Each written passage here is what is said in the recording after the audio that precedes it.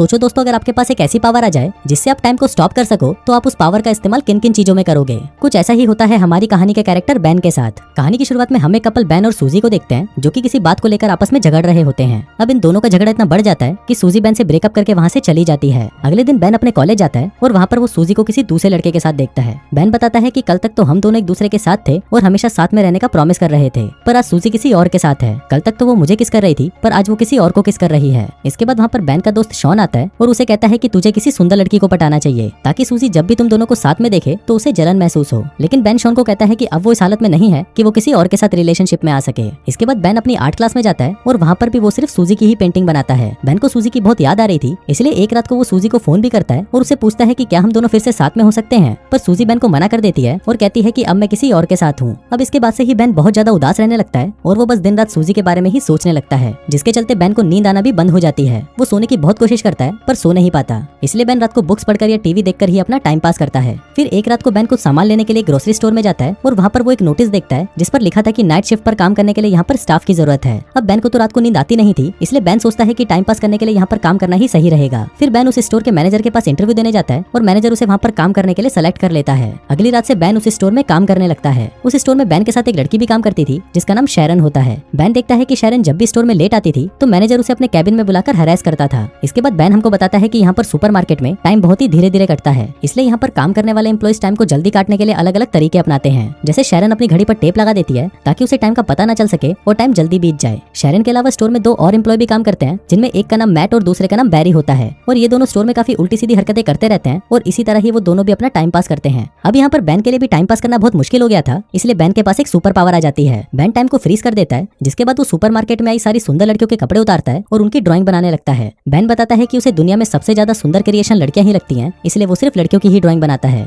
अब बेन ऐसे ही लड़कियों की ड्राइंग बनाकर अपना टाइम पास करता था, और जब बेन टाइम को वापस नॉर्मल करता तो बहुत सारा टाइम बीत जाता था और इसी वजह से बेन को स्टोर में ज्यादा काम भी नहीं करना पड़ता था। अब ऐसे ही कुछ दिन बीत जाते हैं और फिर एक दिन जब बेन काम पर आता है तो वहाँ शैरन भी उसके पास आती है। फिर बेन अपने लॉकर में से एक सैंडविच निकालता है तो उसे देखकर शैरन कहती है कि उसे बहुत भूख लग रही है, तो क्या वो ये सैंडविच खा सकती है। अब बेन उसे हाँ बोल देता है और शैरन को वो सैंडविच खिला देता है। शैरन जब वो सैंडविच खा रही थी तो बेन उसे देख रहा होता है और बेन के मन में शैरन के लिए फीलिंग्स जागने लगती है। इसके बाद बेन स्टोर में आता है तो वहाँ पर उसे बैरी और मैट मिलते हैं। फिर वहाँ पर मैट बेन को कहता है कि आज रात को वो शैरन के साथ मूवी देखने जा रहा है, जिसके बाद वो शैरन के साथ इंटीमेट होगा। अब ये सुनकर बेन को बहुत बुरा लगता है और वो सोचता है कि जब भी वो किसी लड़की को पसंद करता है तो वो लड़की उसे छोड़कर चली जाती है। बेन बताता है कि जब वो छोटा था तो वो एक लड़की को पसंद करता था, पर वो उसे कभी भी अपने दिल की बात नहीं बता पाता था। एक दिन उस लड़की का हाथ टूट गया और उस पर प्लास्टर चढ़ गया। फिर जब वो प्लास्टर उतारा गया तो उस लड़की के हाथ पर बहुत सारे बाल आ गए। अब ये देखकर स्कूल के सभी लड़के उसे चिढ़ाने लगे। फिर एक दिन बेन उस लड़की के पास आता है और उसे कहता है कि तुम जैसी भी हो मुझे बहुत ही सुंदर लगती हो, क्या तुम मेरी गर्लफ्रेंड बनोगी। अब ये सुनकर वो लड़की खुश हो जाती है और उसे हाँ कर देती है। इसके बाद वो लड़की बेन को स्कूल के पीछे ले जाती है और उसे किस करने की कोशिश करती है, पर बेन उसे किस नहीं करता और उठकर वहाँ से चला जाता है। बेन उस लड़की को कहता है कि कल सेम टाइम पर इसी जगह पर आना, जिसके बाद हम दोनों किस करेंगे। अब अगले दिन बेन उसी टाइम पर स्कूल के पीछे आ जाता है, पर वो देखता है कि वो लड़की तो वहाँ पर नहीं आती। जिसके बाद अगले दिन उसे स्कूल में पता चलता है कि वो लड़की ने स्कूल छोड़ दिया है और वो हमेशा के लिए अंटार्कटिका शिफ्ट हो गई है। इसके बाद हम स्टोर मैनेजर को देखते हैं, जो कि बेन और बाकी के एम्प्लॉइज को अपने पास बुलाता है और कहता है कि कल हमारा एक फुटबॉल मैच है। फिर अगली शाम सभी लोग मैच खेलने के लिए जाते हैं, लेकिन यहाँ पर बेन और उसकी टीम सही से मैच नहीं खेल पाते क्योंकि वहाँ पर किसी को भी फुटबॉल खेलना नहीं आता था। अब बेन गेम से बहुत ज्यादा बोर हो चुका था, इसलिए वो टाइम को फ्रीज कर देता है। फिर बेन अंदर जाता है और वहाँ पर देखता है कि सभी लोग फ्रीज हो चुके हैं, लेकिन तभी वो देखता है कि वहाँ पर एक आदमी अभी भी हिल रहा होता है। फिर बेन जब उस आदमी के पास जाता है तो वो आदमी वहाँ से भाग जाता है। अब ये देखकर बेन को पता चलता है कि ये सुपर पावर सिर्फ बेन के पास नहीं बल्कि और भी लोगों के पास है। फिर बेन वापस ग्राउंड में आता है और टाइम को नॉर्मल कर देता है, लेकिन जैसे ही टाइम नॉर्मल होता है वैसे ही मैट फुटबॉल को लात मारता है और वो फुटबॉल जाकर सीधा मैनेजर के मुंह पर लगती है और उसके मुंह से खून निकलने लगता है। फिर मैट मैनेजर को लेकर हॉस्पिटल जाने लगता है, पर जाने से पहले वो बेन को कहता है कि तुम शैरन को घर छोड़ देना।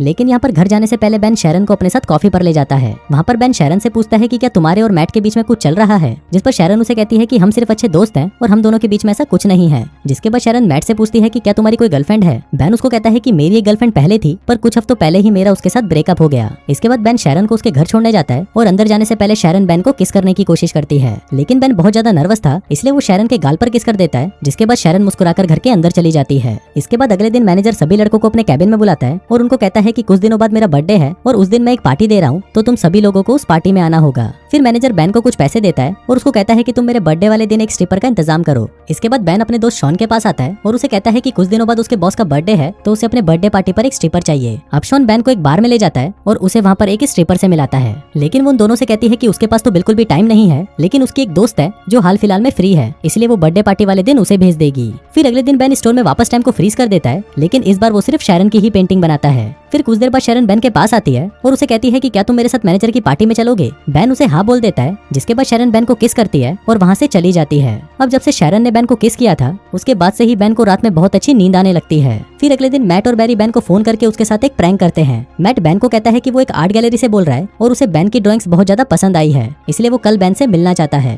अब ये सुनकर बैन बहुत ज्यादा खुश हो जाता है, जिसके बाद वो शैरन को लेने उसके घर जाता है और फिर वो दोनों साथ में मैनेजर की पार्टी में जाते हैं। वहीं पार्टी में बैन को उसकी एक्स गर्लफ्रेंड सूजी भी मिलती है। वहीं शैरन बहुत ज्यादा सुंदर लग रही थी, इसलिए सूजी बैन को उसके साथ में देखकर जलन महसूस करने लगती है। थोड़ी देर बाद पार्टी में स्ट्रिपर आ जाती है और शॉन उसे देखकर पहचान जाता है कि ये तो उसके बचपन की दोस्त है। जिसके बाद शॉन उसे अपने साथ डेट पर चलने को पूछता है तो वो स्ट्रिपर भी उसे हाँ कर देती है। इसके बाद मैनेजर शैरन के पास आता है और उसे अपने साथ इंटीमेट होने को कहता है, लेकिन शैरन मैनेजर को मना कर देती है और उसे गालियां देकर वहाँ से चली जाती है। दूसरी तरफ बैन वॉशरूम के लिए जाता है तो उसे वहाँ पर सूजी मिलती है। सूजी बैन को कहती है कि उसे गलती हो गई और वो बैन के साथ वापस रिलेशनशिप में आना चाहती है। अब ये बोलकर सूजी बैन को किस करने लगती है, पर बैन सूजी को खुद से दूर कर देता है और कहता है कि अब मैं शैरन से प्यार करता हूँ। नीचे शैरन बैन और सूजी को किस करते हुए देख लेती है और वहाँ से जाने लगती है। अब ये देखकर बैन टाइम को फ्रीज कर देता है और शैरन के पास आता है। अब बैन को समझ नहीं आ रहा था कि वो शैरन को क्या बताए। हम देखते हैं कि उसे टाइम को फ्रीज करे हुए 2 दिन हो गए थे, पर अभी भी उसके पास शैरन को देने के लिए कोई जवाब नहीं था। फिर बैन वापस टाइम को नॉर्मल कर देता है और शैरन वहाँ से चली जाती है। इसके बाद बैन शैरन को मनाने उसके घर जाता है, पर शैरन बैन पर चिल्लाने लगती है और उसे अपने घर से बाहर निकाल देती है।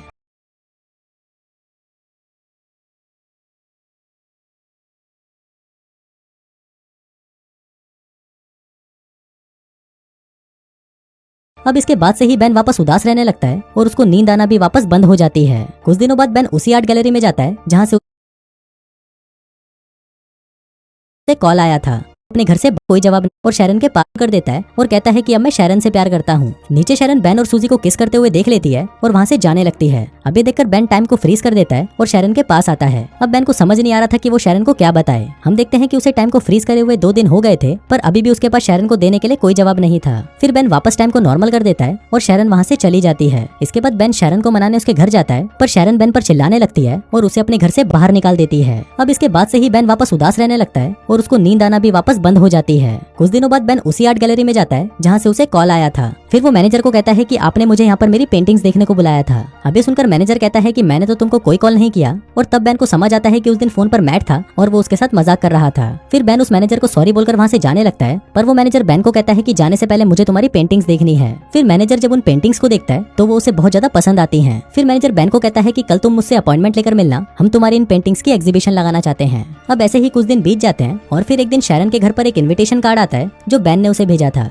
इसके बाद हम बैन को देखते हैं जो कि अपनी पेंटिंग्स की एग्जीबिशन में होता है। वहाँ पर एक अमेरिकन पेंटर भी थी और वो बैन के पास आकर उसकी पेंटिंग्स की तारीफ करने लगती है। जिसके बाद वो बैन को कहती है कि तुम्हें अपना शो अमेरिका में भी करना चाहिए। अब ये सुनकर बैन को याद आता है कि शैरन को भी अमेरिका घूमने का बहुत मन था। जिसके बाद वो उस पेंटर को अमेरिका आने के लिए हाँ कर देता है। इसी दौरान वहाँ पर शैरन भी आ जाती है और वो वहाँ पर अपनी पेंटिंग्स को देखकर बहुत खुश होती है। इसके बाद वो बैन के पास आती है और बैन उसे सॉरी कहता है, जिस पर शैरन भी उसे माफ कर देती है। फिर बैन उससे पूछता है कि क्या तुम मेरे पे ट्रस्ट करती हो, तो शैरन उसे कहती है कि हाँ, मैं तुम पर ट्रस्ट करती हूँ। इसके बाद वो शैरन को आंख बंद करने को कहता है और जब वो उसे किस करता है तभी वो वहाँ पर टाइम को फ्रीज कर देता है। अब जब शैरन ये सब देखती है तो वो बहुत ज्यादा हैरान हो जाती है। इसके बाद वो दोनों बाहर आते हैं और वहाँ पर एक दूसरे को किस करने लगते हैं और इसी के साथ ही ये कहानी यहीं खत्म हो जाती है।